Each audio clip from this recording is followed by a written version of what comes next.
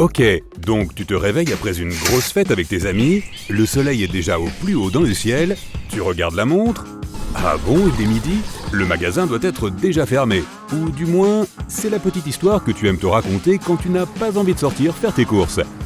Eh bien, il est temps de prendre un petit déjeuner très tardif alors. Tu ouvres le frigo. Oh non, c'est quoi cette odeur bizarre?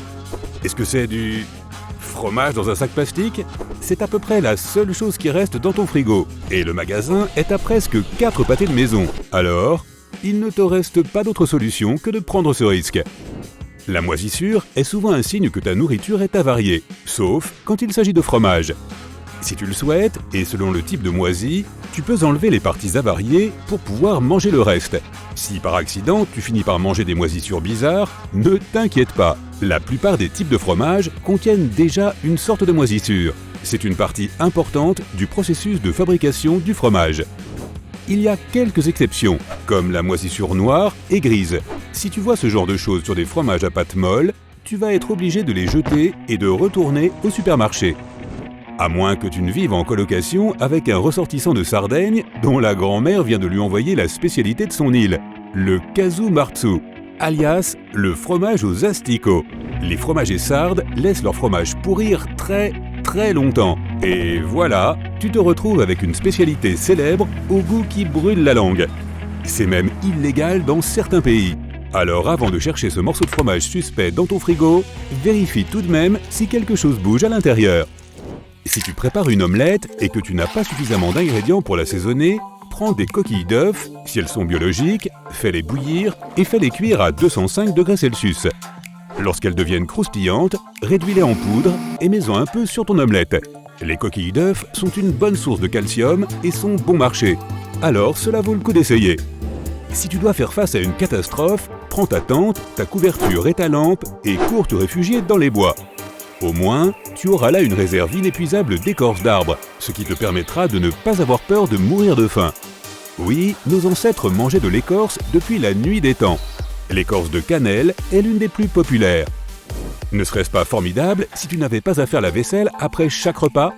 Oui, je parle des assiettes et des couverts que tu pourrais manger juste après les avoir utilisés. Ce n'est pas un nouveau concept, il existe des assiettes comestibles comme les tortillas, les cornets de glace. Une entreprise indienne fabrique même des couverts comestibles à base de riz, de farine de blé et de millet depuis plus de 10 ans. Maintenant, s'ils pouvaient juste inventer un moule à gâteau comestible... Ah, tu te souviens du bon vieux temps quand tu étais plus jeune et que personne ne te lançait de regards étranges lorsque tu mangeais de la craie? C'est arrivé à mon ami, oui. Eh bien, dans sa forme la plus pure, la craie n'est que du carbonate de calcium. Tu n'obtiendras aucun bénéfice particulier pour ta santé en la mangeant. Mais c'est une substance non toxique et naturelle qui ne fera aucun mal non plus à ton corps. Les personnes qui en mangent sont généralement atteintes de pica, une maladie qui les pousse à manger des choses qui ne sont pas des aliments. Les personnes atteintes de cette maladie ont envie de manger, entre autres, du papier. L'une des raisons pourrait être que le papier est rempli de fibres et qu'elle souffre peut-être d'un manque de celle-ci. Le papier n'est pas du tout nutritif. De plus, il est traité chimiquement, alors mieux vaut ne pas s'en approcher. Il n'est cependant pas si rare de manger de l'argile. Dans certaines régions du monde, les gens l'utilisent pour pallier la carence en zinc. Bien sûr, il faut que ce soit une argile spéciale, purifiée et propre à la consommation. La boue. Oh, retour au bon vieux temps, passer au jardin à faire des faux gâteaux de boue. Ce n'est pas comme si tu devais manger de la terre tous les jours, mais si tu peux parler avec un expert en nutrition, tu découvriras peut-être que manger un peu de bonne boue n'est pas si mal. Certaines argiles et boues contiennent des tonnes de minéraux, si elles sont fabriquées spécialement, sans produits chimiques ou autres.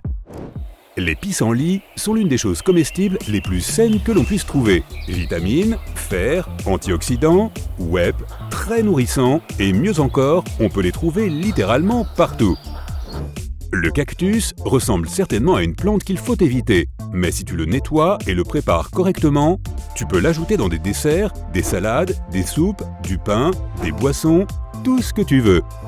Il a un goût, enfin un peu gluant pour être honnête. N'oublie pas de vérifier que tu as bien enlevé toutes les épines. Tu t'es déjà baladé en regardant le ciel quand soudain tu vois un nid d'oiseau et tu te dis « Oh ça pourrait être mon dîner de ce soir ?» Ouais, pas vraiment. Mais les nids comestibles ont un vrai succès dans plusieurs pays. Ils sont nutritifs, ont un goût unique, et oui, ils sont faits de la salive d'une espèce d'oiseau très spécifique. Ils sont extrêmement dangereux à récolter et difficiles à préparer. Donc si tu es intéressé pour acheter ce genre de choses, n'oublie pas d'aller au distributeur avant. Il peut coûter jusqu'à 4 000 $ la livre. Un autre article très cher, prêt à être consommé, l'or. Non pas que tu puisses manger le collier de ta mère si tu as envie d'un bon goûter, mais les paillettes ou feuilles d'or sont souvent utilisées pour décorer les aliments, surtout lorsqu'il s'agit de desserts. L'or est en fait inerte, de sorte qu'il ne provoque aucune réaction chimique dans ton corps et peut passer directement dans ton système digestif sans être absorbé. J'allais faire une blague sur la ruée vers l'or, mais non, je ne la ferai pas. Certaines cultures avaient l'habitude de faire bouillir, d'attendrir et de mâcher du cuir lorsqu'elles n'avaient plus de nourriture. Même si tu voulais essayer aujourd'hui, tu ne peux pas car de nos jours, le cuir est traité chimiquement, donc c'est pratiquement interdit. Que ferais-tu si tu tombais sur une tarentule? Si c'est au Cambodge, un stand de tarentule, eh bien, mange-la. C'est un snack classique cambodgien. On dit que le goût de la tarentule est similaire à celui du crabe. Alors, ouais, tu me diras si c'est vrai. Les tarentules ont certainement plus de chair que les sauterelles, que l'on trouve aussi dans les menus en Asie et dans certaines parties des Amériques. Les tarentules et les grillons sont riches en protéines et tout à fait comestibles. Bien sûr, tous ces petits trucs doivent être élevés et préparés par des experts. Tu ne peux pas juste te balader en ramassant des insectes au hasard et les manger. PS, on dit que les sauterelles ont un goût de sardine. Tu veux tester? Un après-midi normal, tu es assis sur ton canapé devant la télé à te demander quel goûter correspond le mieux à ta session glande Netflix. Oui, d'accord, des biscuits aux pépites de chocolat pourraient faire l'affaire, mais pourquoi pas des biscuits aux guêpes? Ouais, la prochaine mode, ce sont des biscuits fourrés aux guêpes. Ces crackers de riz aux guêpes viennent du Japon. Les guêpes sont élevées spécialement, juste pour finir dans ces biscuits. Et non, les fabricants ne se promènent pas en ville avec un filet. Une autre chose insolite du Japon est le poisson globe fugu. Il faut beaucoup d'expérience professionnelle pour bien le préparer, car il est plein de poisons toxiques. Une bonne portion peut te coûter jusqu'à 120 $. Une fois que le chef cuisinier agréé sépare les parties empoisonnées, elles sont jetées dans un récipient en métal qui est fermé à clé avec un cadenas. Il est ensuite transporté dans un marché aux poissons certifié pour être brûlé. C'est trop toxique pour être mis à la poubelle. Imagine que ton travail consiste à ramasser des œufs de fourmis et que tu es payé au kilo. Combien de temps faudrait-il pour en ramasser suffisamment? Eh bien, si tu déménages au Laos, tu le découvriras peut-être. Ils ont l'une des soupes les plus particulières du pays, la soupe aux œufs de fourmis blanches. Le goût ressemble un peu à celui des crevettes, donc ça vaut la peine d'essayer. Ou tu peux simplement prendre une soupe de crevettes, cela dit, maintenant que j'y pense. Les œufs de 100 ans sont quelque chose que l'on peut trouver en Chine, et non, désolé les gens, ils ne sont pas vieux de milliers, de centaines ou même de dizaines d'années. Il ne faut généralement que quelques mois pour les préparer, mais la façon dont on le fait est assez intéressante. Ils sont immergés dans de l'argile ou de la boue. C'est une technique que les Chinois pratiquent depuis des siècles. Elle permet de préserver tous les grands bienfaits des œufs. Que se passe-t-il donc à l'intérieur de l'œuf? En gros, l'ammoniac et le soufre s'accumulent dans le jaune et on observe d'étranges motifs ressemblant à des flocons de neige et une couleur ambrée à l'extérieur de l'œuf.